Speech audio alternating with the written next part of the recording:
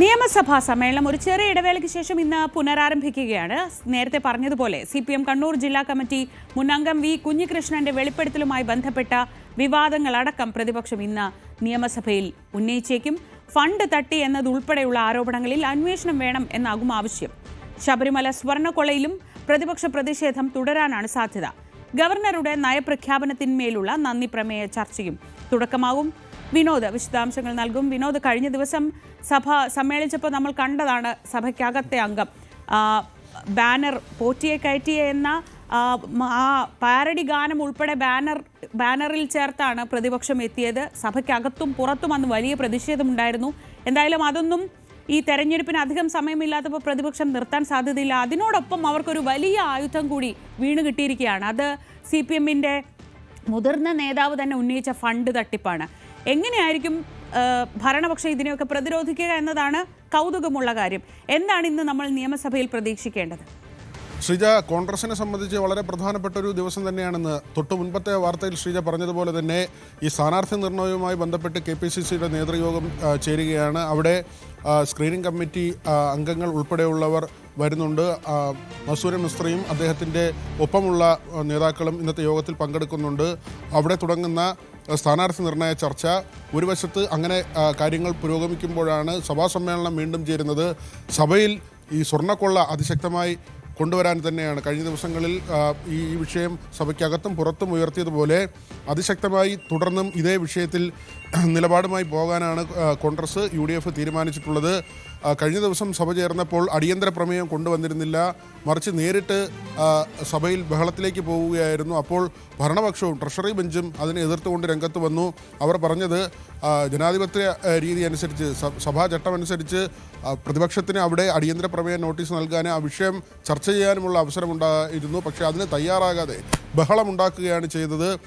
നമുക്ക് മനസ്സിലാക്കാൻ കഴിയുന്നത് ആ വിഷയം സർക്കാർ ചർച്ച ചെയ്യാൻ തയ്യാറായിരുന്നു എന്ന് തന്നെയാണ്. അതുകൊണ്ട് ഈ ചർച്ചയിൽ പരാജയപ്പെട്ടു പോകും എന്നതുകൊണ്ട് പ്രതിപക്ഷം ഒളിച്ചോടി എന്ന ആക്ഷേപമാണ് ഭരണപക്ഷാംഗങ്ങളുടെ ഭാഗത്തു നിന്നുണ്ടായത്. മാത്രമല്ല വളരെ വ്യത്യസ്തമായൊരു കാഴ്ച കൂടി ഉണ്ടായിരുന്നു. ഭരണപക്ഷാംഗങ്ങൾ മുദ്രാവാക്യം വിളിയോടുകൂടി സഭയ്ക്ക് പുറത്തേക്ക് വരുന്ന ഒരു രീതി. സാധാരണ നിലയിൽ പ്രതിപക്ഷമാണ് അത്തരത്തിൽ ബഹളം സഭയ്ക്കുള്ളിൽ ഉണ്ടാക്കുന്നതും പിന്നീട് സഭ ബഹിഷ്കരിക്കുകയോ അല്ലെങ്കിൽ അവസാനിപ്പിച്ച് പുറത്തേക്ക് വരികയോ ഒക്കെ ചെയ്യുന്നത്, ഇറങ്ങിപ്പോക്ക് നടത്തുന്നത്, അങ്ങനെയൊക്കെയുള്ള പ്രതിഷേധ പരിപാടികൾ പ്രതിപക്ഷത്തിൻ്റെ ഭാഗത്തു നിന്നാണ് ഉണ്ടാകുന്നത്. പക്ഷേ കഴിഞ്ഞ ദിവസം ഉണ്ടായത് ഭരണപക്ഷം അങ്ങനെ സഭ വിട്ടിറങ്ങുന്ന ഒരു കാഴ്ചയായിരുന്നു.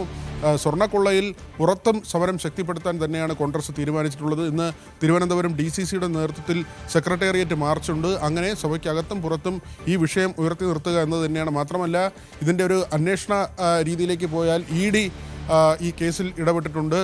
EDക്ക് ഒരുപക്ഷെ ഇന്ന് തന്നെ വിജിലൻസ് കൂടുതൽ രേഖകൾ കൈമാറും. ഈ പ്രതികളുടെയും അതോടൊപ്പം തന്നെ സാക്ഷികളുടെയും മൊഴി ED ആവശ്യപ്പെട്ടിട്ടുണ്ട്. അത് EDക്ക് കൈമാറാൻ തന്നെയാണ് ക്രൈംബ്രാഞ്ച് തീരുമാനിച്ചിട്ടുള്ളത്. കാരണം പ്രത്യേക അന്വേഷണ സംഘം അങ്ങനെ വിവരങ്ങൾ കൈമാറിയില്ലെങ്കിൽ അത് നിയമക്കുരുക്കിലേക്ക് പോകുമെന്നൊരു വിലയിരുത്തലാണുള്ളത്. അതുകൊണ്ട് തന്നെ ഈ കേസിൽ EDയുമായി പരമാവധി സഹകരിച്ച് മുന്നോട്ട് പോകാനാണ് വിജിലൻസ് പ്രത്യേക അന്വേഷണ സംഘം ക്രൈംബ്രാഞ്ച് തീരുമാനിച്ചിട്ടുള്ളത്.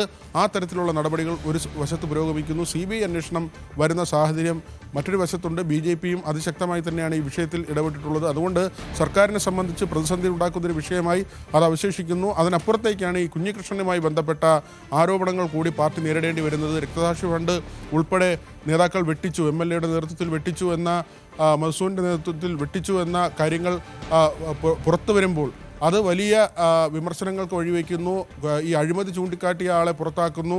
അയാൾക്ക് വേണ്ടി ജനങ്ങൾ തെരുവിലിറങ്ങുന്ന ഒരു നിലയുണ്ടാകുന്നു. പാർട്ടി പ്രവർത്തകർ കഴിഞ്ഞ ദിവസം തന്നെ പയ്യന്നൂരിൽ തെരുവിലിറങ്ങി കുഞ്ഞികൃഷ്ണന് വേണ്ടി മുദ്രാവാക്യം വിളിക്കുന്ന ഒരു നിലയുണ്ടായി. കുഞ്ഞികൃഷ്ണൻ കഴിഞ്ഞ ദിവസം KK രാഗേഷിൻ്റെ വാർത്താസമ്മേളനത്തിന് ശേഷം പ്രതികരിച്ചത് തനിക്ക് ചിരി വരുന്നു എന്നതാണ്. താൻ ഉയർത്തിയ കാര്യങ്ങൾക്കല്ല മറുപടികൾ പറയുന്നത് എന്ന ഒരു കാര്യം കുഞ്ഞികൃഷ്ണൻ ആവർത്തിച്ച് പറയുന്ന ഒരു സാഹചര്യമുണ്ട്.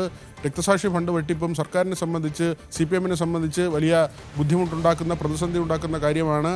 ഇന്നും അതും സഭയിൽ ഉണ്ടാകുമോ എന്നത് കണ്ടറിയേണ്ടിയിരിക്കുന്നു. പക്ഷേ സഭ തുടങ്ങുമ്പോൾ തന്നെ ശബരിമല ഉയർത്തി പ്രക്ഷോഭത്തിനാണ് പ്രതിപക്ഷം ശ്രമിക്കുന്നതെങ്കിൽ കഴിഞ്ഞ ദിവസത്തെ പോലെ തന്നെ വളരെ പെട്ടെന്ന് സഭ പിരിയുന്ന നിലയിലേക്ക് കാര്യങ്ങൾ എത്തുകയും ചെയ്യും. ശ്രീജ, വിനോദാണ് വിവരങ്ങൾ നൽകിയത്. ഇനിയും കൂടുതൽ വാർത്തകൾക്ക് News 18 Keralam YouTube channel subscribe ചെയ്യുക.